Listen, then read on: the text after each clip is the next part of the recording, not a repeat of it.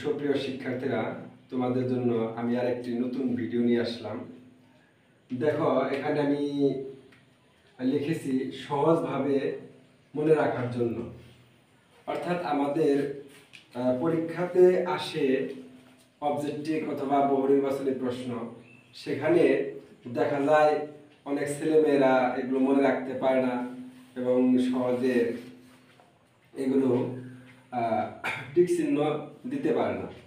এখন তাদের জন্য একটা সহজ করে নিয়ে আসছি যে অঘোষ ধ্বনি, ঘোষ ধ্বনি, তারপর অল্প প্রাণ, মহাপ্রাণ, নাসিক্য ধ্বনি, এগুলো সহজেই চিনতে পারবে। এখানে যে আমি অঘোষ ধ্বনি এবং ঘোষ ধ্বনি দিয়েছি, ভাগ করে দিয়েছি। অঘোষের মধ্যে হলো অল্প প্রাণ, মহাপ্রাণ, আবার ঘোষের মধ্যে অল্প প্রাণ, মহাপ্রাণ আছে এগুলো। এখন এখানে অল্প প্রাণ ধ্বনি কোনগুলো? এই যে ক, চ, ট, ত, প। আবার এই পাশে অল্প প্রাণ ধ্বনি আছে গ, বর্গজ, ড, দ, ব। এখন আবার এখানে মহাপ্রাণ ধ্বনি কোনগুলো? ফ, চ, ঠ, থ, ফ। এই পাশে হলো ঘ, বর্গ, ঝ, ঢ, ধ, ভ। এখন এগুলো হলো অল্প প্রাণ ধ্বনি এই পাশে যতগুলো রয়েছে। আবার এখানে হলো মহাপ্রাণ ধ্বনি ছকে। আবার এখানে অল্প প্রাণ, এখানে মহাপ্রাণ ধ্বনি। আবার এখানে অনেক সময় এগুলো ধ্বনিগুলোকে আবার উচ্চারণ স্থান অনুসারে কি নাম বলা হয়?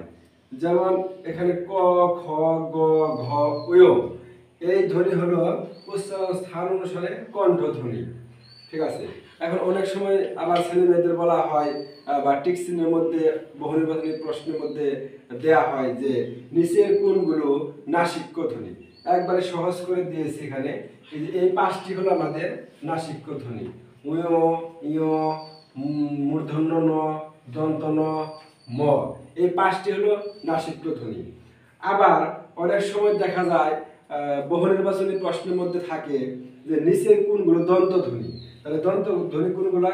এই যে ত, থ, দ, ধ, দন্ত ন। আবার অনেক সময় থাকে যে মূর্ধা ধ্বনি কোনগুলো। এই যে সহজ করে এক নজরে দেখলে পরে আমরা বলতে পারবো যে এখানে 1, 2, 3, 4, 5 এই পাঁচটি হলো উচ্চারণ স্থান অনুসারে মূর্ধা ধ্বনি। আচ্ছা, আবার পরীক্ষার সময় থাকে দেখা যায় নিচের কোনগুলো অল্প প্রাণ ধ্বনি। তাহলে এখানে পাঁচটি এই সিরিয়ালে, আর এই সিরিয়াল হলো পাঁচটি, এই হলো 10টি। ঠিক আছে। আবার মহাপ্রাণ ধ্বনি কোনগুলো থাকে আমরা এই ছক দেখলে পরে সহজেই বুঝতে পারবো। এখানে 5টি আছে, আবার এখানেও 5টি আছে, এই হলো 10টি মহাপ্রাণ ধ্বনি। আশা রাখি সবাই তোমরা সহজে বুঝতে পেরেছ এবং কিরকম লাগলো, কেমন হলো আমাকে কমেন্টের মাধ্যমে জানাবে। ধন্যবাদ সবাইকে।